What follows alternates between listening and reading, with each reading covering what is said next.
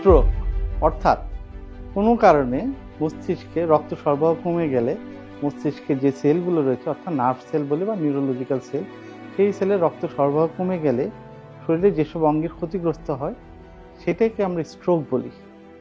এগুলো বিভিন্ন কারণে হতে পারে, তার ডায়াবেটিক্স, হাইপার টেনশন, দের হাই কোলেস্টেরল লেভেল অথবা তার স্মোকিং, এই কারণগুলো মূল কারণ। এছাড়া যাদের বয়স পক্ষিনী, বয়স অ্যাবভ 40, 45 অর ইভেন 50 অ্যাবভ, তারাও স্ট্রোকের ঝুঁকিতে থাকে।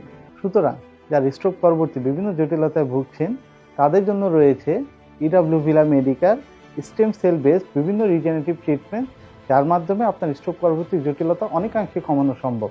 বর্তমান সময়ে চিকিৎসা বিজ্ঞানের সবচেয়ে আলোচিত শব্দ হচ্ছে স্টেম সেল। সামনের দিনগুলোতে চিকিৎসা বিজ্ঞানের সবচেয়ে বেশি প্রভাবকারী চিকিৎসা হচ্ছে স্টেম সেল বেসড রিজেনারেটিভ চিকিৎসা।